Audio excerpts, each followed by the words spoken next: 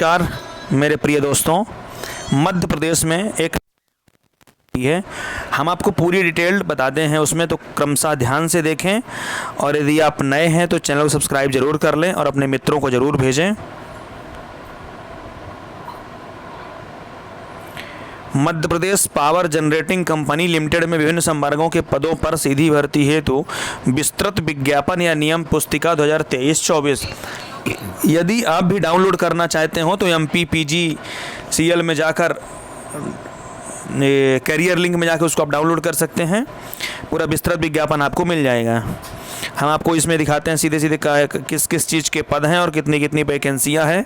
इसमें बैकलॉग वाले भी शामिल हैं पद।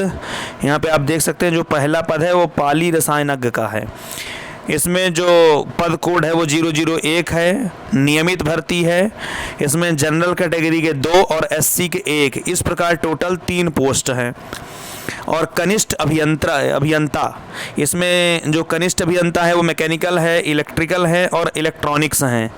मैकेनिकल में कुल 13 पोस्ट हैं और इलेक्ट्रिकल में कुल 5 पोस्ट हैं और इलेक्ट्रॉनिक्स में कुल 3 ठो पोस्ट हैं। अब आगे स्कोर देख लेंगे। ये कनिष्ठ अभियंता सिविल के लिए 6 पोस्ट हैं और संयंत्र सहायक मैकेनिकल इलेक्ट्रिकल्स इनके 83 पोस्ट हैं और इसकी 56 पोस्ट हैं।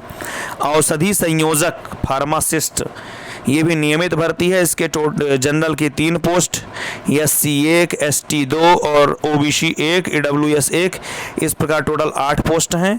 और स्टाफ नर्स की ये भी नियमित भर्ती है। इसकी कुल टोटल 14 पोस्ट हैं और इस प्रकार टोटल हुए 191 पोस्ट।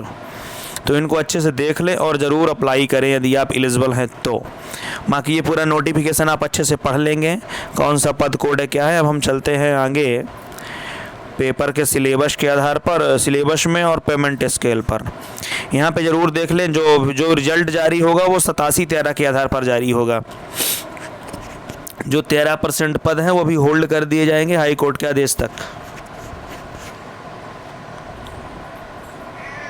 ये चयन प्रक्रिया आप थोड़ा सा समझ लें कि प्रोसेस इसकी कैसे कैसे होगी। जो आवेदक है उनका जो चयन है वो कंप्यूटर आधारित परीक्षा, जो CBT में अंक हैं उनके आधार पर किया जाएगा। जो ये परीक्षा है वो 100 अंकों की होगी और 1 अंक का बहुविकल्पी प्रश्न होगा। कंप्यूटर आधारित परीक्षा में प्राप्तांकों के आधार पर जो मेरिट सूची होगी वो तैयार की जाएगी। अब थोड़ा सा हम देख लेते हैं CBT के उसमें जैसे जो कंप्यूटर बेस्ड टेस्ट होगा उसमें कैसे कैसे होगा। जो कंप्यूटर आधारित परीक्षा है वो मध्य प्रदेश के राज्य के शहरों में आयोजित होगी, यानी जो आपका एग्ज़ाम है वो मध्य प्रदेश में ही आयोजित होगा। जो आवेदक हैं वो ऑनलाइन आवेदन पत्र में विवरण भरते समय दिए गए जो परीक्षा शहर है उसमें अपने इच्छानुसार वरीयता के आधार पर चयन करेंगे। आवेदन जमा करने के बाद आवेदक द्वारा जो परीक्षा शहर है उसमें कोई भी संशोधन संबंधी अनुरोध पर विचार नहीं किया जाएगा। यानी आप जहां एग्ज़ाम फॉर्म के लिए डाल देंगे कि हमको कहाँ एग्ज़ाम देना है, वहीं पे आपको फिर एग्ज़ाम देना पड़ेगा, उसमें कोई संशोधन नहीं होगा।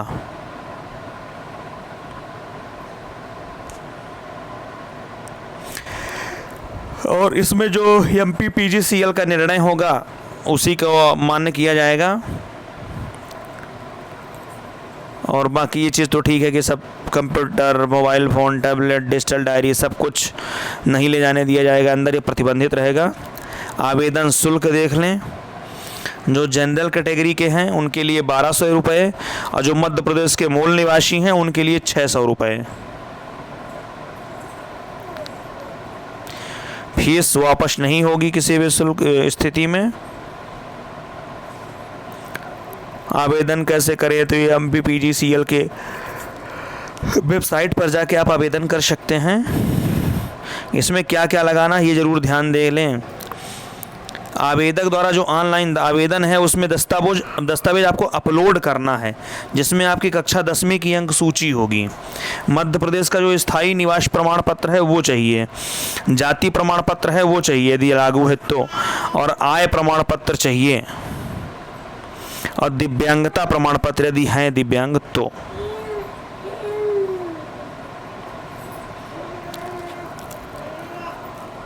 आवेदन की डेट देख लें।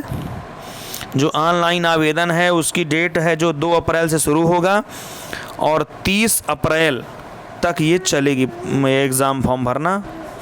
तो अपने मित्रों को ज़रूर शेयर कर दें। ये महत्वपूर्ण देख लें कि जो भी अतिरिक्त परिशिष्ट या शुद्धि पत्र या जो भी जानकारी होगी वो इस वेबसाइट पर प्रकाशित की जाएगी। तो कृपया इसको बीच बीच में थोड़ा सा देखते रहें, इनको पूरा अच्छे से पढ़ लेंगे। ये ज़रूर थोड़ा सा देख लें जो शैक्षणिक योग्यता है। पाली रसायनक के लिए यूजीसी द्वारा मान्यता प्राप्त विश्वविद्यालय से आपको एमएससी केमिस्ट्री से होना अनिवार्य है। और जो जनरल कैटेगरी के विद्यार्थी हैं उनके लिए 65% चाहिए और बाकी कैंडिडेट के लिए कुछ 60% और 55% चाहिए। जो कनिष्ठ अभियंता है मैकेनिकल के लिए उनको मैकेनिकल इंजीनियरिंग में यूजीसी द्वारा प्राप्त मान्यता प्राप्त विश्वविद्यालय से नियमित डिप्लोमा अथवा बीई बीटेक कुछ भी चाहिए। इसमें भी जनरल कैटेगरी हैं उनके लिए और अन्य पिछड़ा वर्ग हैं उनके लिए 65% चाहिए, बाकी के लिए 60% और 55% है। यही योग्यता आपकी इलेक्ट्रिकल्स में आएगी, यानी किसी मान्यता प्राप्त संस्थान से चाहे डिप्लोमा बीई बीटेक अथवा AMIE की डिग्री चाहिए। वही जनरल कैटेगरी की 65%, जो काम कर रहे हैं अथवा जो आरक्षित कैंडिडेट हैं उनके लिए 60% है, जो दिव्यांगजन हैं और ST SC कमजोर हैं उनके लिए 55% चाहिए। ठीक इसी प्रकार इलेक्ट्रॉनिक्स के लिए हैं।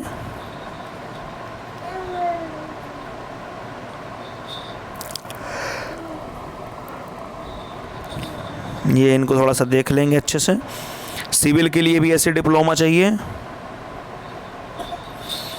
मैकेनिकल के लिए भी ऐसा डिप्लोमा चाहिए और ये फार्मासिस्ट के लिए देख लीजिए। राज्य शासन अथवा भारत सरकार द्वारा मान्यता प्राप्त शिक्षा मंडल से उच्चतर माध्यमिक विद्यालय 10+2 शिक्षा पद्धति से 12वीं विज्ञान संकाय परीक्षा उत्तीर्ण होना चाहिए और मान्यता प्राप्त विश्वविद्यालय संस्थान से भेषज यानी फार्मेसी में नियमित डिप्लोमा होना चाहिए आपका। स्टाफ नर्स के लिए भी निकली हुई है, इसके लिए भी आपको जो 12th बायो से होना चाहिए और नियमित BSc नर्सिंग अथवा जनरल नर्सिंग का कोई कोर्स है वो होना चाहिए। ये देख लें अच्छे से। हम थोड़ा देख लेते हैं न्यूनतम उम्र। एक के लिए न्यूनतम आयु 21 वर्ष होना चाहिए, बाकी के लिए 18 वर्ष। पुरुष आवेदक के लिए अधिकतम आयु 40 वर्ष है और महिला आवेदक के लिए 45 वर्ष है। ऐसी जो पुरुष आवेदक हैं आरक्षित वाले उनके लिए 45 वर्ष चल जाएगी। ऐसे इनको अच्छे से देख लें। बाकी सबके लिए दिव्यांगजन सबके लिए 45 वर्ष है। ये आयु सीमा में छूट थोड़ा सा पढ़ लेंगे इसको अच्छे से।